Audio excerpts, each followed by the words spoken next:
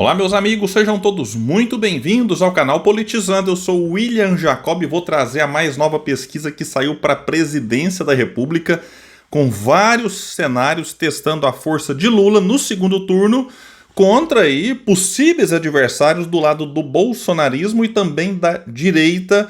Vamos trazer que esses números também têm potencial de voto, rejeição dos pré-candidatos e muito mais. E vou atualizar vocês em relação ao parecer da PGR sobre prisão, o pedido de prisão preventiva contra Bolsonaro. A PGR já se manifestou, vou trazer também aqui a respeito disso, mas antes eu quero pedir a sua ajuda. Chegou no canal, viu que não está inscrito, se puder se inscreva, ativa o sininho das notificações. Gostou do vídeo? Manda o joinha pra cima, não gostou, faz parte, joinha pra baixo, comenta, compartilha e espalha. Vamos trazer mais pessoas pra cá, porque aqui nós lutamos por um Brasil melhor. Eu tô aqui com a minha camisa do Vascão da Gama, que ontem estreou na Sul-Americana, empatando fora de casa, 3-3 contra o Melgar, lá no Peru, na altitude.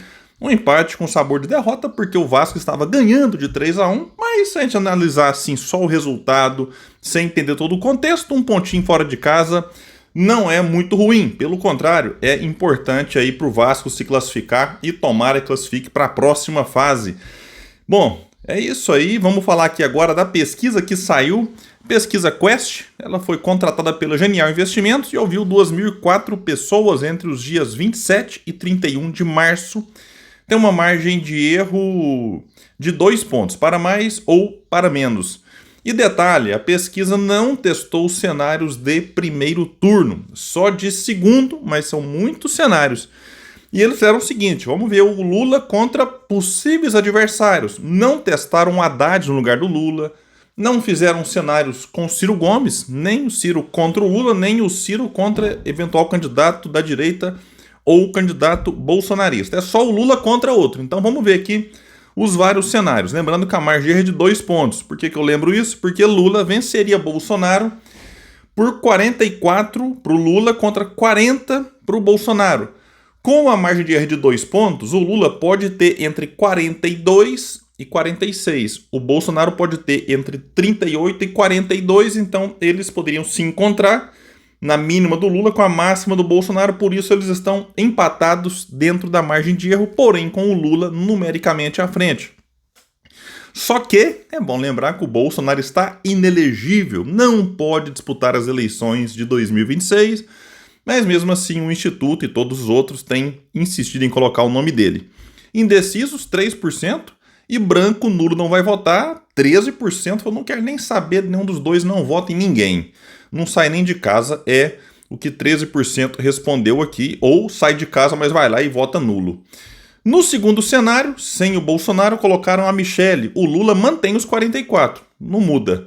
E a Michelle aparece com 38. 6 de vantagem para o Lula, então não estão empatados. Lula, de fato, derrotaria a Michelle se as eleições fossem hoje, e aqui continua 3% indeciso, e branco não vai votar, aumenta para 15%. Lula contra Tarcísio, o Lula 43, muda muito pouco, e o Tarcísio também quase o mesmo da Michelle, 37, a vantagem continua de 6 pontos para o Lula. E nesse caso aqui, 16 de branco, nulo e não vai votar. Lula contra Ratinho Júnior do PSD, é o governador do Paraná. Lula marcaria 42 e o Ratinho Júnior 35, uma vantagem para o atual presidente de 7 pontos. 19%, branco, nulo, não vai votar. Contra Pablo Marçal, a vantagem do Lula aumenta. Fica 44 para o atual presidente contra 35 do coach. Então uma vantagem de 9 pontos para Lula. E 17, branco, nulo, não vai votar. E 4 de indeciso. E vejam só, o Eduardo Bolsonaro, todo esse teatro, essa novela, essa ladainha dele. Vou pedir licença para lutar a favor da liberdade do Brasil nos Estados Unidos. É muita cara de pau. Aí ele achou que, nossa, agora eu vou bombar. Agora todo mundo vai ficar com dó de mim, eu vou aparecer bem nas pesquisas. Só que não é o que está acontecendo aqui, cidadão. Lula venceria 45 contra 34 por Eduardo Bolsonaro. Então a vantagem do Lula aqui é de 11 pontos. Branco, nulo, 17 e 4 de indecisos. Lula contra o governador de Minas, Romeu Zema, o atual presidente, marca 43 contra 31. vantagem de 12 pontos. 21 de branco, nulo, não vai votar, e 5 de indeciso.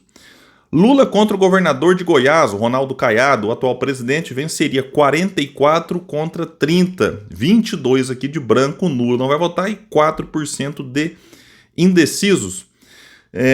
Uma breve opinião aqui, pegando os cenários mais prováveis, que é Lula contra Tarcísio e Lula contra Michele Bolsonaro. É uma vantagem que não é muita coisa. Eu tô vendo aí canais já comemorando, Lula derrotaria.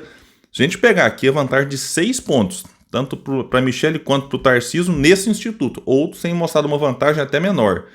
E pegando a margem de erro, essa vantagem poderia ser de 2. Muito apertada, o que foi agora a eleição no segundo turno Lula contra Bolsonaro. Então, pessoal, para quem está na presidência, espera-se uma vantagem maior, porque você está ali podendo fazer as coisas e tal. Então, não é uma coisa a se comemorar tanto. Inclusive, se a gente for lembrar do Lula lá em 2010, 2006, foi eleito com tranquilidade, elegeu a Dilma com tranquilidade. Agora a situação é outra, o país é diferente, tem o bolsonarismo, mas antigamente também tinha lá a direita, que era representada pelo PSDB. Tanto é que em 2014 a Dilma vence o Aécio por pouco, né, por conta da insatisfação do pessoal já, que esperava mudança, não aconteceu, cenário econômico muito ruim.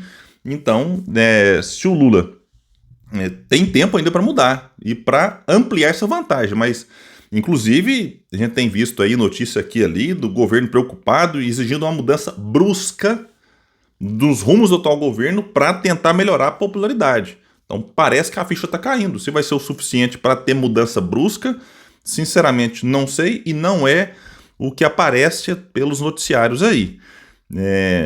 A pesquisa também testou qual a alternativa da direita a Jair Bolsonaro, ou seja, quem deve ser o candidato caso Bolsonaro não seja. Quem mais agrada o eleitorado, e quem lidera é o Tarcísio com 15%, a Michele vem em segundo com 14%, Pablo Marçal com 11%, Ratinho Júnior 9%, o Eduardo Bolsonaro, todo esse chiliquinho aí, parece com 4%. Então de cada 100 eleitores, e você vai achar quem deve substituir o Bolsonaro? 4 acha que é o Eduardo. O Romeu Zema também 4, Caiado também 4, Eduardo Leite 3, outros 1, nenhum desses 19, não sabem ou não responderam 16. Imagina a cara de decepção do Eduardo Bolsonaro lá nos Estados Unidos, hein, vendo isso aqui. A pesquisa também perguntou do que os entrevistados mais têm medo hoje, de Lula continuar na presidência ou de Bolsonaro voltar a ser presidente. E o levantamento aponta empate técnico entre as duas opções. A do Bolsonaro voltar coloca medo em 44% dos eleitores e Lula continuar 41%. É praticamente o que cada um tem de voto invertido, né? Lula tinha 44 contra 40 do Bolsonaro. Então, aqui reflete o voto. Tenho medo dos dois, 6%. Não tenho medo de nenhum, 4%. E não sabe ou não respondeu, 5%. Rejeição do Lula é de 55%, que conhece e não votaria nele de jeito nenhum, era 49% antes. A do Bolsonaro também 55%, vejam só que situação, hein? 55% rejeitam os dois igualmente aqui. A da Michele 48%, o Tarcísio 32%. Quer dizer então porque o Tarcísio, o povo gosta dele? Não, ele é desconhecido para 42%, então quanto menos conhecida é a pessoa, menor é a sua rejeição, menor também é o seu potencial de votos. Aí tem outros nomes aqui, o Pablo Marçal, por exemplo, 45% de rejeição, mas ele é desconhecido para 33%, então a situação para ele aqui é muito ruim. O Eduardo Bolsonaro tem uma rejeição de 56%, é até maior do que a do Lula e a do Bolsonaro pai ali, né? Agora, potencial de votos, diz assim, conheço e votaria. Lula 41%, Bolsonaro 39%, Michele 30%, Tarcísio 26%, para citar aqui os mesmos, né? O Pablo Marçal 22% apenas e o Eduardo Bolsonaro 23%. Então, tá aí essa situação. E detalhe, o potencial de voto do Lula caiu 4 pontos, era 46%, era 47%, que falava assim, em janeiro agora, conheço e voto. Só que agora é 41%, então ele teve uma queda de 6 pontos no potencial de votos e aumentou em 6 a sua rejeição. Bom, pessoal, para fechar uma notícia rápida aqui, a PGR seguiu o que já era esperado, eu falei aqui ontem, e já se posicionou contra o pedido de prisão preventiva contra Bolsonaro. Aqui vai dizer que o Paulo Gonet se manifestou nessa quarta contra a prisão, pedida por 2 advogados. O pedido de parecer da PGR tinha sido solicitado em 18 de março pelo ministro Moraes, conforme noticiou o Metrópolis. Só que o despacho do Moraes foi feito no âmbito de uma notícia crime na qual 2 advogados argumentavam que Bolsonaro teria tentado obstruir a justiça ao convocar atos pró-anistia aos condenados pelo 8 de janeiro. Então não é que o Moraes pediu a prisão preventiva, como muitos canais aí e youtubers bolsonaristas mentiram. O que o Moraes fez foi só despachar, é algo protocolar. 2 advogados entraram no STF com uma notícia crime, o Moraes não podia tomar decisão, mandou para o PGR se manifestar, o PGR se manifestou contrária, pronto, tá tudo certo, agora arquivo, acabou a história, acabou a novelinha.